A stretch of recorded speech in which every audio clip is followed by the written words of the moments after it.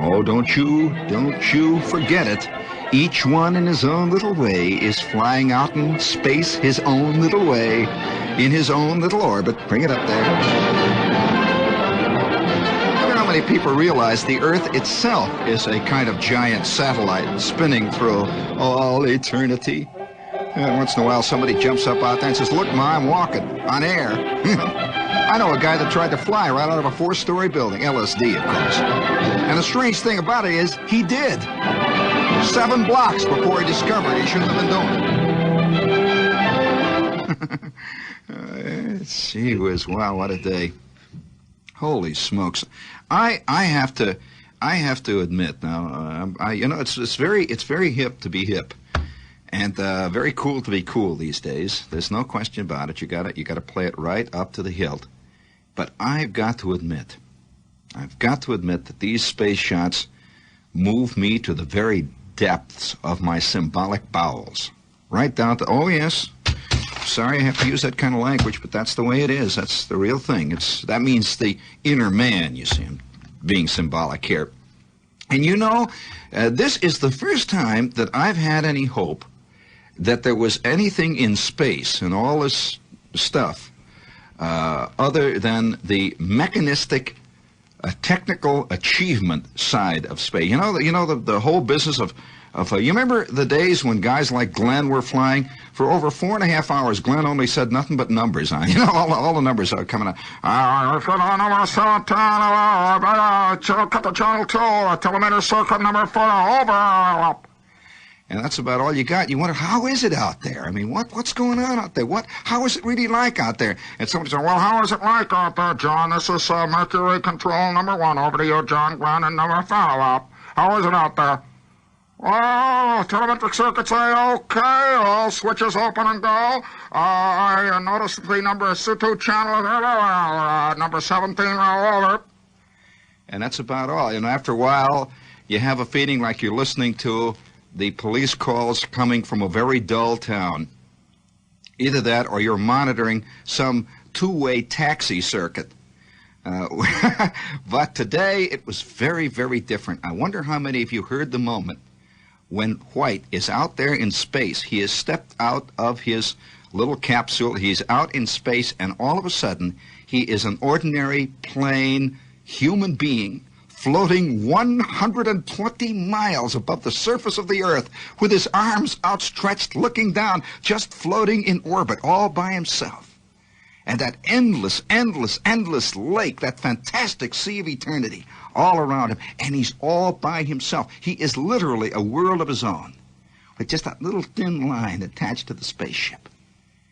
Did you hear that moment on TV today and listen to some of the tapes? Did you hear the sound of those 2 guys talking it over?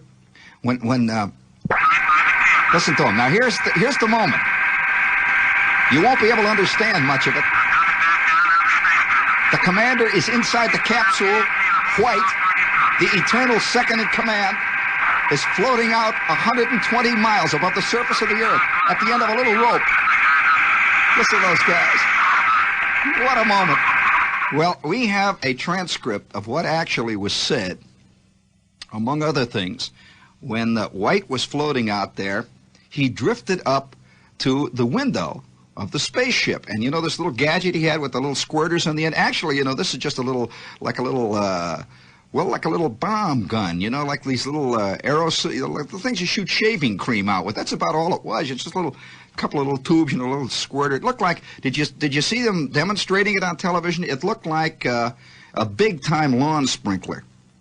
And it had a couple of little tanks of air, you know, it was good for a couple of minutes. Psst, psst, he'd squirt and he'd float. Well, he was floating out right by the window. And he looks in the window and he goes psst with the thing and he squirts right on the windshield. And the guy inside says, hey, will you cut it out? You're fogging up my windshield now. Will you cut it out? Psst, he squirts another squirt and he drifted out. Did you hear about that? Well, even more than that, I have a transcript here. And they had a whole series of very official things that were going to do, like photograph the floating number 2 stage. He was going to photograph the astronaut out in space. And so here he is. He's floating out there, And he's, he's floating out there at the end of the rope, and he's waiting for the picture to be taken. He's floating around, and so the guy inside says, "Will you drift a little closer, please? You're out of focus there. Yeah, the camera's set for 8 feet. Will you drift in a little closer?" Just like Aunt Minnie is always out of focus. And here they are. They're out there in the space. It reminds me of 2 tourists visiting Starved Rock. And then the moment came when he says, "Okay, all right, hold it there. Okay, now, Ed. All right, Ed, now smile." Smile, Ed. And there he is drifting in $26,000 worth of spacesuit, 125 miles above the surface of the Earth. $18 billion worth of equipment has brought him up there, and he says, "Oh, now, Ed, smile." And the minute I heard that, I says, "Oh, man, this is what makes me dig mankind itself, This is what takes it all beyond the realm of just those meters and the telemetric circuits and all that." And then White is saying, "I'm looking down your gun barrel, huh? All right, okay, snap it. All right, go." He waves his arms, and they snap the picture. I'm reading an actual transcript here. I'm not inventing this conversation. That's really what went on. And in the end, do you remember what happened in the end? That great moment there. Bring it up there a little bit, Skip. Just bring it up there. In the end, McDivitt is inside, see. He's the data looks great here. Texas, remote your air to ground. California, go local. Now, see, these are the local guys. These are the guys on Earth. Now, here we are. We're back up in space. White is floating out now. Just as you listen, he's floating out there at the end of the tether. McDivitt is in there operating the controls. Now, listen carefully there. Here they're cutting in and out there. Now, here's what happened. McDivitt says, after they floated out there for about 20 minutes, and he's fooling around with the little... He was got the little gun going all that. All of a sudden, McDivitt says, "Well, come on, let's get back in here before it gets dark." Somehow, that's so... Go out back in before it gets dark. And there is a long, pregnant pause.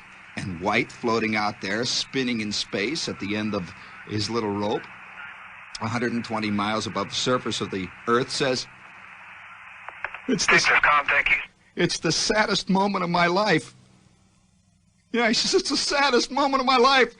And McDivitt then comes back after another pregnant pause. Now, remember, he's sitting in this machine, this fantastic machine. It's got millions of dials and meters and relays and switches and plugs and jacks, and it's got telemetric circuits till hell won't have it. The whole thing. He's sitting in there, and McDivitt says, "Well, remember, he's the commander. You're going to find it sadder when we have to come down with this whole thing."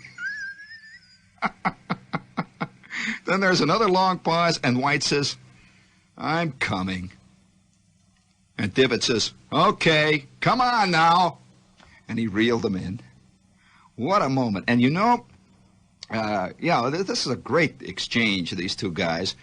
And I had an experience very similar to that, and I think all of us know inside. I was wondering what the nutty remarks of these reporters were. They had a big press conference down in Houston, and you know how the reporter always gets up. "Mr. Chairman, we see that the astronaut White did not want to come back into the spaceship when the commander McDivitt said to come back in. Does this indicate a kind of space intoxication, almost in the same way that people get intoxication when they do skin diving in the depths? There has been some talk of that. Would you please explain that?" And the scientist says, "Well, we are investigating the possible..." Hasn't it ever occurred to anybody that this is just a fantastic kick? An incredible thing to be out there floating, the second man in all of history. Who cares whether there was another guy? As far as you're concerned, you're the only man in all anywhere, floating out all by yourself, a little jot of human existence in orbit.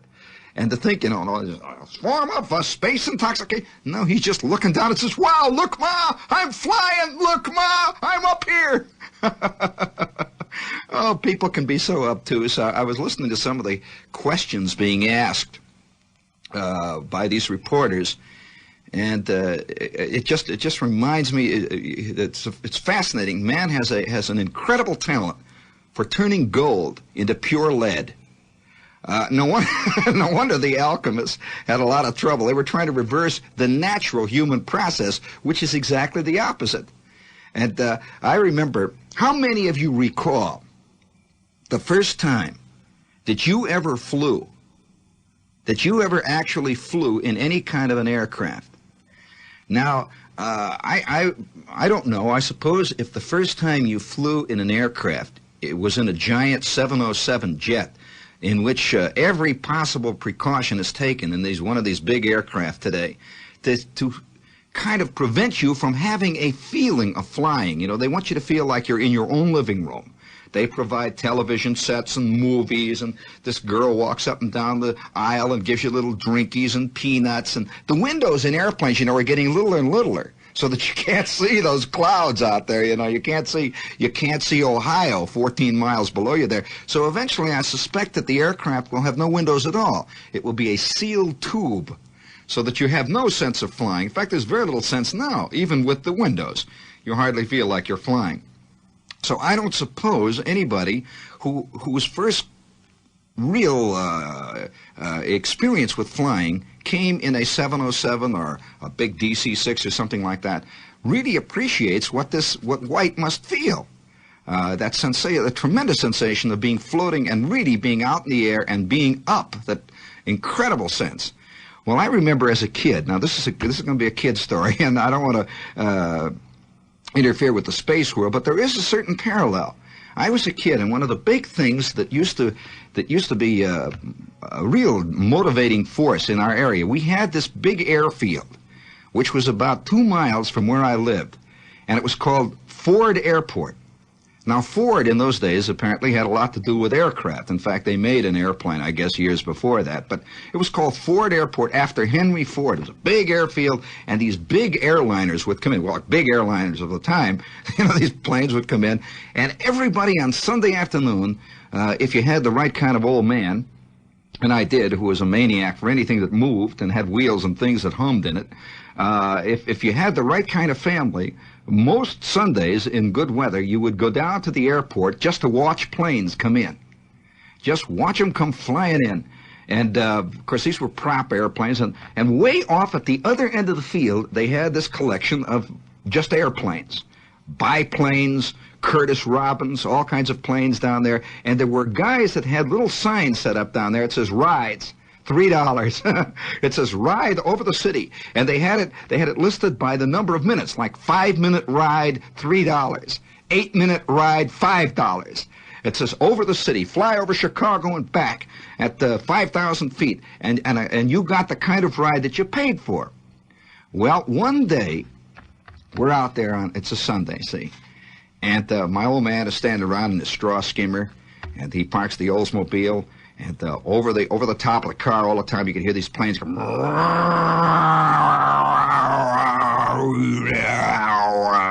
The planes are coming in and they're taking off, and I'm standing down there by the big wire chicken fence, the place where it says "Do not go past this mark."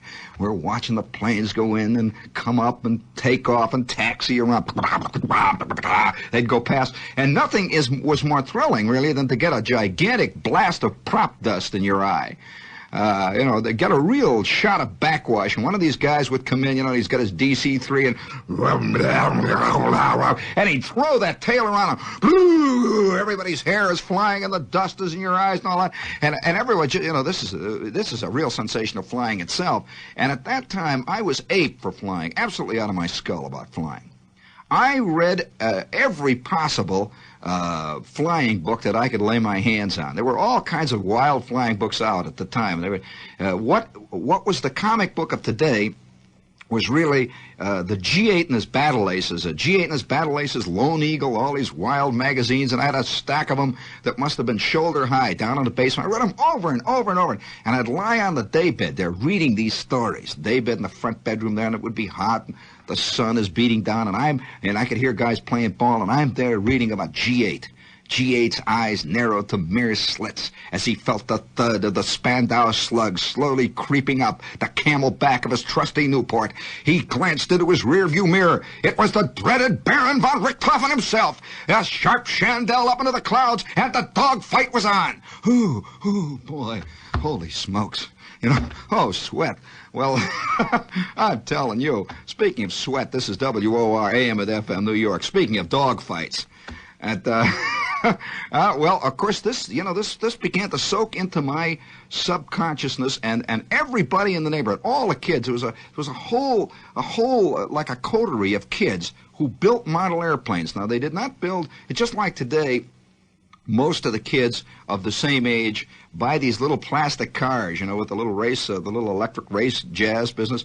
But the same thing was almost a reverse thing. We were buying these plastic, or rather these balsa model kits, building plane after plane after plane, and we were all immersed in this whole thing. And once in a while, a plane would go over. We'd be playing ball, and a plane would fly way up over there. You'd see this DC thing, the great sound of a propeller plane going, and you see the light flashing on the winds when it stopped. Hey, wait, hold it up. Wait a minute, Schwartz, wait, there's a plane. Oh! And everybody'd stand there with their mouths hanging open.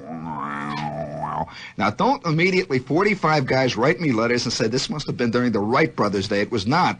Every airplane that moved was wild to us. And we'd see these things going back and forth, and the sky was filled with them, usually, because we lived right near an airport. Well, one fantastic Sunday, we went down there on this hot day, and it was like early June or July, and the sun was beaming down, and the grass was growing long between the runways, and these planes were taxiing up and down, and the prop wash was blowing the girls' dresses, and it was beautiful. The sun was shining, and there was always a guy running up and down selling popsicles, you know, in the crowd. Oh yeah, it was a big spectator sport, watching planes, and my old man is looking down at the other end of the field, and he sees this big sign. He sees this tremendous sign down there. It says, "Rides over the city, $3." And so he looks back at me, and he looks back at my mother, and said, "How about it?" And nobody in our family had ever flown in anything. It was a thing you just watched. It's a thing you just read about, a thing you heard about, but you didn't do it. You watched it. And he said, "How about me and Jeannie going up?" Whew, fantastic! Just out of the blue. It just came out of the blue like that, you know. And of course, this was in the Depression when a $3 shot was a lot of dough, you know, a tremendous amount of dough to spend on anything. And about 5 minutes later, we are down at the other end of the field, and my mother is scared out of her skull. She is wringing her hands, you know, and she sees these airplanes. There's about 3 planes lined up out there. There was a big biplane standing there, a big Balanca biplane, and there was a beautiful Curtiss or a Robin, or maybe no, it was later than that. It was like a Stinson Reliant. That was the plane we went up. The big, beautiful Stinson is standing there, and over to the right there was this little short biplane, beautiful plane, and here, lounging in front of it, were these 3 casual-looking, barnstorming flyers with their leather jackets, you know, their goggles pushed up on the back of their head, and a little sign there. It says, "Rides, $3." And here is this motherly-looking lady selling tickets for the rides. And the old man goes up, and he says, "How about rides?" She says, "Well, there'll be a flight. There'll be another flight in about 8 minutes." And the old man says, "All right." He takes out a $10 bill, slaps it down on the counter, says, "2, me and the kid." And she gives him these 2 red tickets, and we stand there. That's it, you know, we just stood there. Well, a couple of other people gradually drifted over, and a car pulls up, and, you know, people were standing around looking, and one by one, the tickets were sold. And then, without any warning, one of the guys gets up off the bench, the guy with the leather jacket with the goggles on the top of his head, and he said, "All right, tickets number 1 through 4. Tickets 1 through 4. And my old man and I had 2 and 3. See, they took them by numbers. And the next thing we know, we are climbing into this Stinson Reliant. Now, the Stinson Reliant is a monoplane, this big radial engine sticking out, the beautiful airplane. It's the kind that you see in the late movies, you know, with Richard Arlen, who is flying, he's flying the mail over the Andes, you know, and Clark Gable is down on the ground calling him in. And Pat O'Brien is pacing nervously up and down on the ready line. Said, I wouldn't send my worst enemy up in that crate. Wow, wow. And Richard Arlen, you see the clouds going past the window there. You know, you've seen that scene. Well, that is the airplane. Well, we climb up into this thing, and here they had 4 little canvas sling seats in it. And inside it was all kind of like aluminum pipes and things all around. And we sat down in these slings, and the pilot sitting up in the front there, he turns around and somebody's sitting next to him, and me and the old man are sitting right behind him. We're all squinched together. There's a big window there. And he turns around, he says, all right, now fasten your safety belts. Fasten your safety belts. That is exactly what G8 always did just before he took off to go after the checkered-nosed folkers. Fasten your safety belt. I reached down, he says, all right, here, I'll show you how to do it. And an actual flyer with the bronzed face, you could smell his leather jacket, you could smell the aqua velvet shave on him. He turns around in the hair oil, you know. He turns around, he says, all right, here, kid, now here, blop, and he pulls this thing tight across my gut, and I scrunched down. And the only thing that disappointed me was that we had no goggles. He did not give us a goggle, nor did he give us a helmet. He had a little hat on with the goggles on the top, but he never used them. So he's sitting there. I guess it was just a prop. So my father is sitting next to me with a straw skimmer and this big webbing safety belt pulled across his gut. And we sat there for a second, and out in front, you could see the mechanic is out there. His buddy is working out in the front. And you hear, okay, the contact. Holy smokes, the plane is jiggling. You could just feel that whole thing vibrate. You could see the wings. Oh, what a feeling. Oh, you could smell the oil. You could smell the gas. Oh, conked out. All right, let's go. Contact. Turn around. There was a brief, pregnant pause. And there's something going on out in front there with the big crank. The guy's doing right. Okay, I was out the window. And boy, she really roared out. The smoke coming out of the motor and whipping down the sides of the windows. And we began to slowly taxi out over the grass. You can feel it bumping.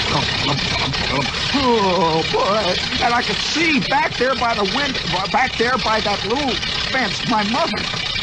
In her thinner flowered dress with a hat on, you know. She's wringing her hands, and my kid brother is hanging on to her knees, you know. And you can just see you can see him all the way across there crying, yelling and hollering. He's crying, he wants to go. And then we start roaring down the runway. Holy smokes, faster and faster and faster. Oh, come on, keep it going. She falters a little. The old man is hanging out to me. You can just see he's as white as a ghost. Absolutely as white as a ghost. He is just sweating it. He is really, really regretting this whole scene. This guy is sitting up ahead of us there flying this old plane. It has 18 million hours on it, this plane. Its wings are held together with hairpins. And he doesn't care. He's flying his thing to the floor. And all of a sudden, up we go. Woo! Higher and higher. And that motor is kicking off. Whoa! What a fantastic feeling in the gut. Holy smokes. And the ground just dropped away. What a moment. I was airborne. For the first time in my life, we were banking higher and higher into the sun. Higher we were going, and somewhere off, you could see the tiny glinting dots on the dreaded wings of the evil checkered-nosed, ridiculous, awful, rotten circus, operated by Baron von Richthofen. Otto Welke. Oh, man. Well, I'll tell you, how'd you like the sound of that? That, by the way, in case you're interested, that sound that you just heard was the sound of an actual airplane of that vintage. And so I must have been about 6. I was right about that age. And suddenly we were 3,000 feet above the ground. And there you could see the clouds all around. And down there you could see little things glinting on the roofs. And my father says, look at the cars, quick! And that's the first thing he'd look at. You know, look at the cars! And we're looking down. He's lived his whole life, you know, chasing Oldsmobiles. I said, look at the cars! And we're looking down, and we can see that? There's US 6 down there. And the pilot turns around and says, US 30. You know, oh, yeah. Oh, yeah, sure, it's 30. Yeah, I can see now. The old man is faking it already, you know. He has had us go the opposite direction, the way we were going. And we are floating up there in the sun, and it was just an incredible moment for me. Boy, way down deep in my gut, I just looked out there, and you could see way down, you could see the birds, and I could see the river, and you could see the water down there, the lake, and we were going higher and higher. What an experience. And then without any warning, suddenly, without any warning, just like that, the guy sort of turns it around, and you see the field. See the field coming up. It's all right. It's all right, all you folks, if you want to ride. He turns around, he says, if any of you want to take another ride, we're going up again in another 15 minutes. It's all over. We'll be down in another 15 minutes. Fasten your seatbelts now. We're going in. And he starts to feather that thing. I went a long, slow drive. I kept thinking, no. I don't want to go down. No. I want to keep up here forever. And then it stopped. And the door opened. And you could smell the grass. And you could smell the tires on the Oldsmobile sitting over there. And there was my mother's print dress. My kid brother was yelling and hollering with a with a popsicle in one hand and a box of Cracker Jack in the other. These are all the bribes to keep him from throwing a real fit. And he's crying and yelling that he wants to go up. And the old man is sick. He's walking. He's sort of green. He's whoa. He's going, that whoa. He was not a flying nut. I was the flying nut. And believe me, I walked all the way across that infield, all the way across those assembled runways of heaven. I walked across those things like I was floating 4 miles above the earth. And the one thing I wanted it to do was to never end. That moment of being up there. So I can understand Mr. White. Oh, boy. That incredible feeling of release. I don't know what it is. It's a feeling, how do you describe that feeling of flying? And I'm not talking about the workaday flying. Well, of course, you get a little of it in that. When you take the plane to Philadelphia or something, you get a little of it. But there's no way really to describe the sense of, I suppose. The best book I ever read about that was written by Charles Lindbergh. Did you ever read Charles Lindbergh's books on flying? Nordhoff and Hall used to write a great deal about the sensation of flying. And, of course, the best writer of them all about that feeling of release was Sonic Zuberay, Wind, Sand, and Stars, and Night Flight. And he felt that sensation of relief, and not relief, that isn't the word I mean, of release and freedom and a peculiar kind of otherworldliness, a sort of transcendentalism in actuality. Now, I suspect that this is pretty similar to the feeling that White experienced today. You can't get it very often today in other kinds of flying, in routine flying, even in private planes of today, because they're all soundproofed and they're all made to give you somehow a sense of security. Now, I'm curious whether or not part of the incredible exhilaration that White felt, obviously, being out there at the end of that little piece of rope, had to do with also that underlying sense of insecurity, of danger, which is part and parcel of the sensation of flight. It's not really danger, it's a subliminal kind of danger, a kind of unnaturalness, I guess is the word, a kind of a sense of you're doing something against nature itself. Now, I suspect when you get in a 707, you don't feel that. You just feel like you're getting into some big machine. You fly out over Shea Stadium, and that's about the extent of it. But when you're hopping out of a pressurized chamber in a satellite or a capsule, you are definitely doing something that nature never quite intended you to do, and you know it. I mean, you're out there and there ain't nothing below you. And you're just sort of doing slow rolls, that sense of being a bird. We all have. How many times, ever since you were a kid, now it's difficult to remember these things, but one of the recurring dreams of childhood is to be able to fly. To be able to fly yourself. To have wings, somehow fly.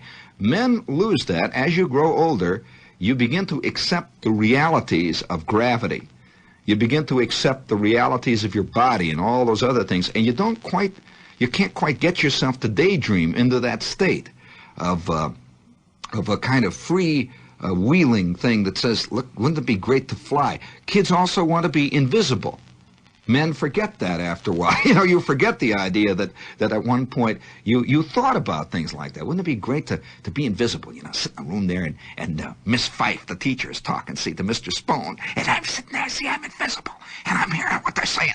And I'm invisible, and I'm following Esther Jane home, see? And, you know, this kind of thing, which is part of being a kid and part of not understanding nor accepting the limitations of the corporeal body. The limitations of life, of not really life so much, but of physics, plain, ordinary, materialistic physics. And so a kid dreams of flying. Well, all of a sudden, White is flying.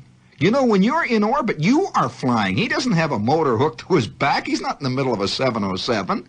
He is out there hanging on the end of a rope, and he's not being pulled by this thing. You understand that? He's not surfboarding or anything like that. He is literally in orbit. He is a satellite for that moment that he is hanging out there. He is as much a satellite as Sputnik 5 or as Ranger 3. And he's floating around. Can you imagine, though? One day, it's got to come. One day, some guy's rope's got to break. One day, it's got to come. And yeah, one day, it's got to come. And another day, of course, it's bound to come, because it's already beginning to creep in, where you can see the fun side of space is suddenly beginning to show up. The first 2 or 3 guys who went up in space apparently didn't really have any fun. You know, it was all business. They were operating. Just like I'm sure that Wilbur Wright, hanging on to that plane's wing, you know, wasn't having fun. He was trying to work it. You know, he's like, hey, Orville, will you let go of it? Holy smokes, yeah, we're up. Which way did you say? What, pull this thing? Hey. He wasn't saying, oh, boy, look at, I'm up in the air. You know, it took a little while before guys began to dig the sensation of flying, when they outgrew the wonder of the machine itself and began to appreciate the wonder of flight over and above the machine's wonder. And it's beginning to sneak in, and I suspect that within our lifetime, you're going to see guys that are going to be doing space stunts. Really. It's got to come. There will be space stunts. Some guy will learn to do triple slow roll barrel hoops or something out there, and he'll be flying around.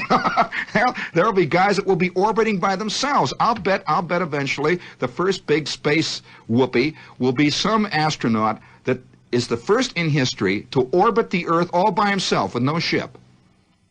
Sure, it's possible. It only takes him, 90 minutes or something for one orbit?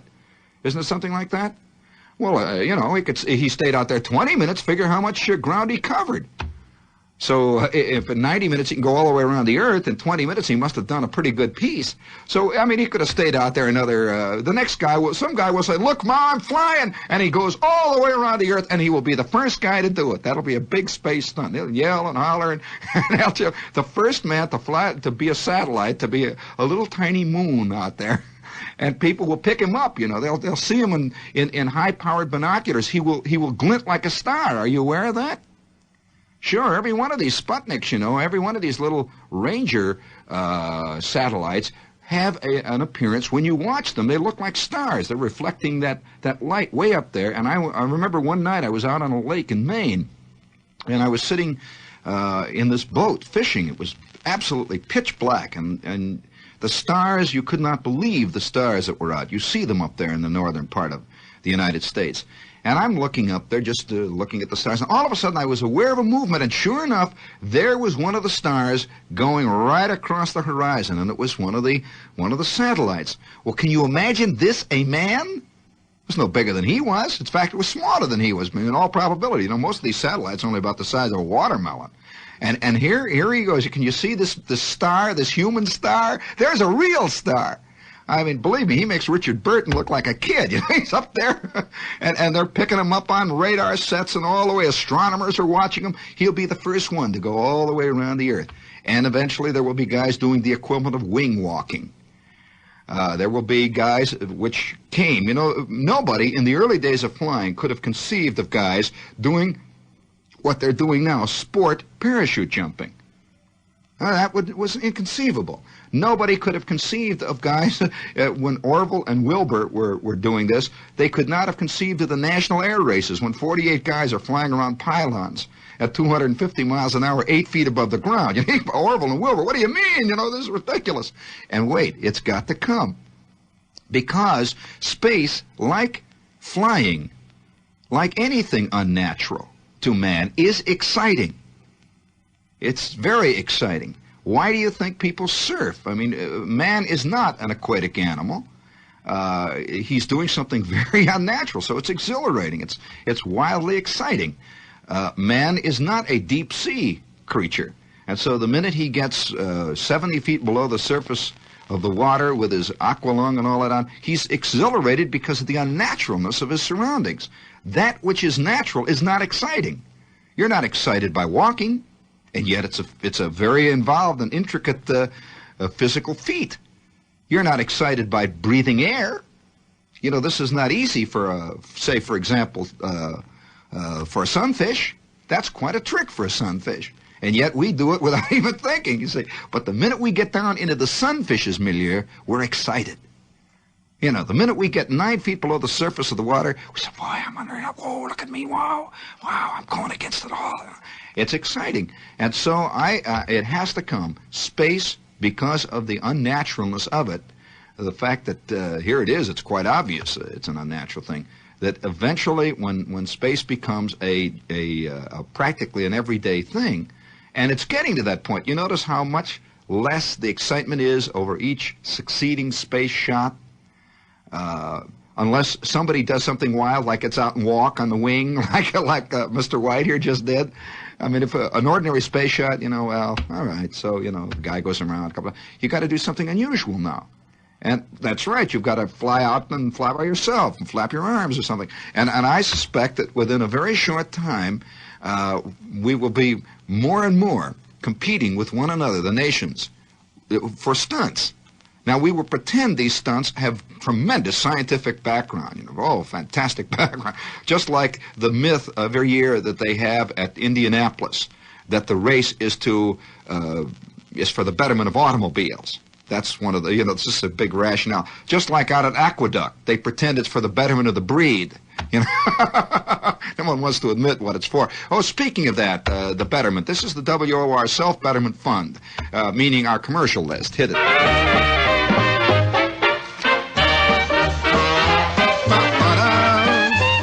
Razzmatazz. This sounds like a beer commercial, friends. Well, I don't have my copy in here, so I'll have to ad-lib it. But that's all. No, it's not in here, honey. But this is Miller High Life. Miller High Life, the champagne of bottled beer. Brewed, guess where? Milwaukee. Where, believe me, the average citizen lives most of his life inhaling beer. And so he begins to know a little about it. And what do they drink in Milwaukee? Miller High Life, the champagne of bottled beer. Make it your scene as soon as you can, Dad. That's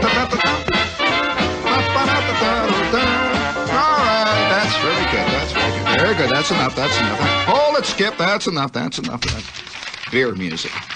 That's enough of that. Now, do you have... Oh, listen, I have a thing here for the benefit of those of you who are scoffers, and there are many of us who are scoffers. I have a note from a listener, which I have not researched, so I'm just going to quote him. He says, "In your endorsement of Macleans Toothpaste, Mr. Shepard." This is a very official note from a student at one of the top universities in this town. "In your endorsement of Macleans Toothpaste, it's got to be good, Shepard. James Bond uses it. See Playboy, June 65. For evidence. I repeat again, it's got to be good. James Bond uses Macleans." Here's Rolf Harris for Macleans. It's Macleans, the toothpaste that cleans with a I'm new not kidding, he taste does. that's wild. Yeah, yeah, yeah, yeah. What a taste, what a zing. When you smile, all the bells will ring. Get 'em white, start tonight with Macleans. Yeah, yeah, yeah. Hey, isn't it time you tried the swinging new toothpaste that gets teeth irresistibly white? Macleans has a taste that's so lively, so dazzling that you can actually feel it whitening. Your whole mouth feels refreshed and invigorated. Come on now, you try new Macleans. You'll dig it. It's Macleans, the toothpaste that cleans with a new kind of taste that's wild. Yeah, yeah, yeah, yeah. What a taste, what a zing.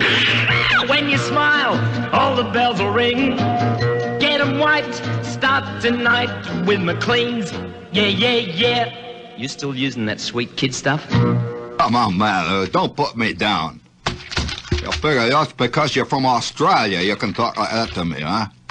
Well, it's all right, hon. I know. I see all the list there. Just kept that little finger pointing. It's all right.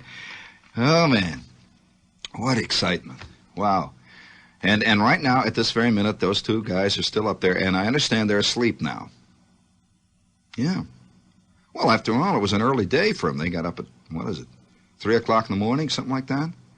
And they're asleep up there, sailing along. I don't think they sleep, I think 4 hours. They sleep 4 hours on, just like the Navy. Yeah, I see. They in tandem, yeah. One guy sleeps, the other guy drives. And I hope one of them says, hey, will you keep your eye open for a Howard Johnson? First one you see, I got to stop. Oh, man. Speaking of that, we've got the Happiness with us here tonight. And if you are looking for a really superb Chinese restaurant that swings, between 93rd and 94th on Broadway is a place simply called Happiness, which is a great name for a restaurant. And they serve Chinese food from all over China, and it is really a different restaurant. In fact, they serve a 10-course dinner for $2.25 that is served family style. You know, the cart, they move it around. You eat as much as you want. You make a slob. There's nothing worse than a guy making a pig of himself on Chinese food. One thing about Chinese food, it doesn't stick with you, but it fills you.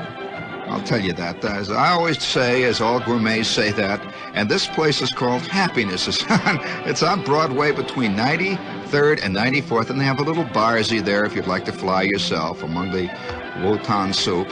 But it'll work out. Just keep your knees loose. And somewhere, somebody, someplace, somewhere off in the far horizon, there is a kid being born who will probably be the first wing walker in the space world. The first guy to orbit the Earth by himself, playing a harmonica and standing on one foot while doing it.